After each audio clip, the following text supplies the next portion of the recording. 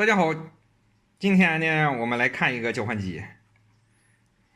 当我看到 MOXA 的时候，我就知道我小儿子1星期的康复费今天有着落了。这是一台工业级的交换机，别看这个小东西就这么几个口，但是它的价格非常高。这是我们台湾的一个品牌啊，它叫磨砂，它在工业交换机里边虽然排不上一线品牌，但是比二线还要强很多。这个交换机，别说市场价啊，咱们就是内部拿货价，不含税的话，大概也得将近小8000块钱。如果算上税，小1万了。其实它在工业交换机里边还不是属于一线品牌，或者说最贵的，像德国的赫斯曼啦。加拿大的罗杰康啦，还有德国的菲尼克斯，都要比它贵。那要是同等规格，那些个基本都是得过2万左右。你要问我说它具体贵在哪儿？怎么说呢？第一品牌，第二做工吧。首先是品牌影响力呗。第二呢，就是它的做工比较好，适用的电压范围啦比较宽。你就是低了也能用，高了也能用。然后呢，适用的温度范围呢也非常广。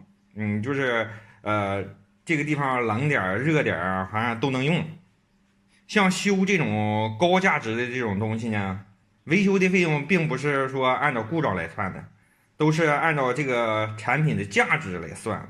那有人问了，你说，那你这样是不是太黑了？其实呢，这很正常。就是任何一个维修人员在修的时候，都是看这个产品的价值来定这个维修的价格。哪怕你就坏了一个1分钱的小电容，它这个收费价格呢，也是按照产品的价值来算的。但是那是一般的维修工，像老王我这种维修工呢，是怎么收费的呢？除了零件钱，你看着给，爱给多些给多些，你过意得去呢，我就没问题。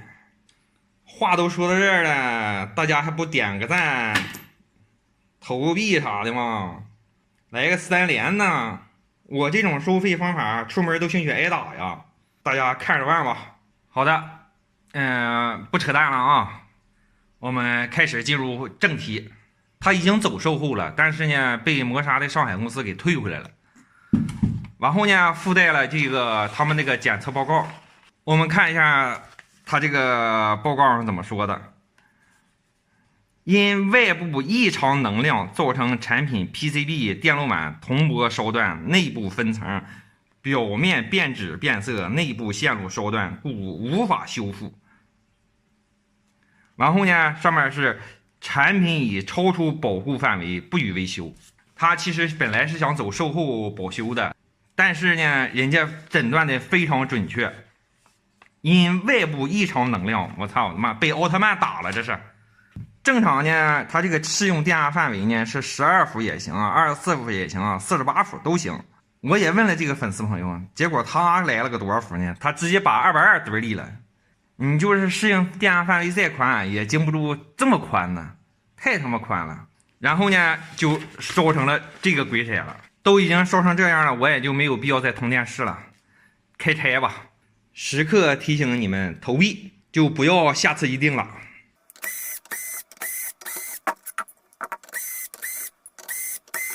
拆开之后，我们看到呢，人家官方的售后一点没忽悠啊。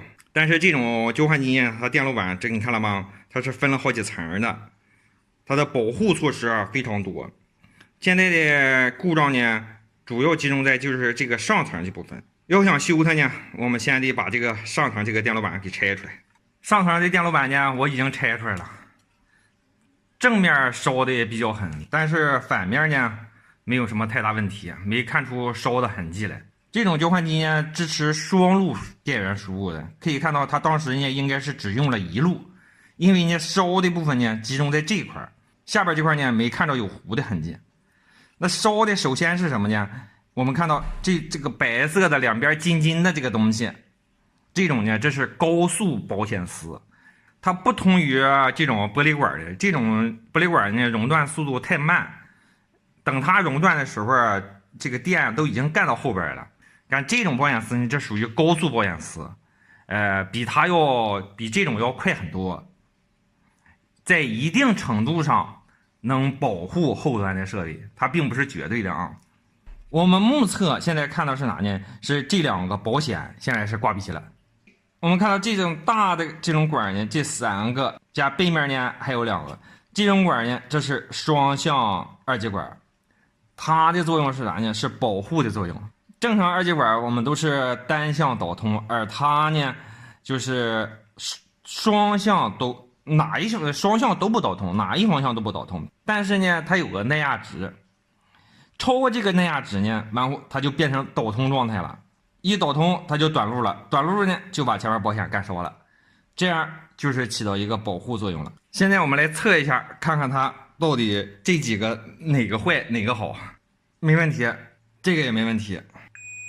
哎，这个完犊子了，这个没问题，这个也没问题。然后呢，我们再顺着这电路往下看，这一堆这是一些小的二极管，它的作用呢并不是在整流，而是防反接，防止你接反。正面有4个，背面也有4个，然后对后边电路进行保护。它还有一个非常重要的作用是什么呢？我们看到从这个二极管上面会有一些小的细线出来。正常二极管这个是供电用的，但是为什么这个有小细线呢？这个二极管并不是普通的整流二极管，或者说那种肖特基二极管，它是一种特殊的二极管。这种小细线是连到这2端，然后呢，通过后端的控制芯片来检测，就是说流过这个二极管的电正不正常。如果正常呢，然后这块呢是一个继电器，然后就继电器吸合，就开始给后边供电。如果流过它的电不正常，那么这个继电器还是会不吸合，不给后边供电，对后边进行保护。所以说这个就是普通二极管吧，它根本实现不了这种功能。现在我们来测一下这些二极管，看看正不正常。完犊子1个，完犊子2个，这个是正常的，这个是正常的。背面完犊子3个，完犊子4个，这个是正常的，这个也是正常的。初步的检测呢，基本就到这为止了，因为我感觉问题也就只能出在这块，因为后端的保护设施太齐全了，它不会说，轻而易举，这个电应该不会到后边。如果到后边，今天回家就得跪遥控器，不能换台了，因为没钱挣了。我们现在把刚才检测出来坏的这些呢，这个，加上这个都给它拆掉。保险丝呢，我拆下来了。这种高速保险丝呢，有人说它这个端面，它这个地方这是金的，纯金的，就是咱也测不出来呀，就留着吧。肉眼可见的坏的零件呢，我都已经拆掉了。现在把上面的这些无铅的这些焊锡给它脱掉，一会儿好往上吸浆。我可没有什么高大上的这吸气带，我就是整块铜丝往上一放就 OK。这不也非常平？脱平洗刷完毕之后呢，刚才我呢本着谨慎的这个原则，我又试了一下，我发现这个保险虽然没炸，但是它也是坏的，而且坏的非常奇葩呀。通，但是它现在他妈有电阻。这几个小零件呢，我准备好了，这个纯金的高速保险丝，然后这个双向的这个保护的，但是呢，这个特殊的二极管我这没有。虽然没有，但是不要紧。现在利润点来了，各位学着点啊！这是一块变频器的主板，这块板子上呢有这种二极管，它也是用来检测这个变频器这个电正常不正常的。那么现在维修这个交换机的费用，就不是说零件钱了，而是我这个变频器的钱，这样是不是价格就提上来了？这面呢缺的零件比较多，我们现在就可这面先来，给它整上吸浆，然后呢拿热风枪吹。所有零件呢我都已经焊了，都焊完了。我感觉现在应该是没什么太大问题了。今天回家用不用贵遥控器呢？就在此一举了，给它装上试一下。我这是破釜沉舟式的测试啊，我给它全部装好了，所有螺丝都拧到位了。现在我就拿这个接线探测给它通电试一下。我这头接的现在是12伏，插电，哎，灯亮了。现在我接的是 Power 1，Power 1灯亮，我再挪到 Power 2上，漂亮。插根网线试试。哟呵，没问题。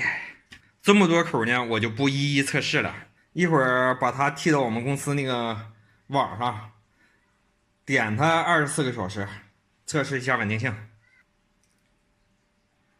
都这个时间了呀，我也该吃饭了，肚子都饿瘪了。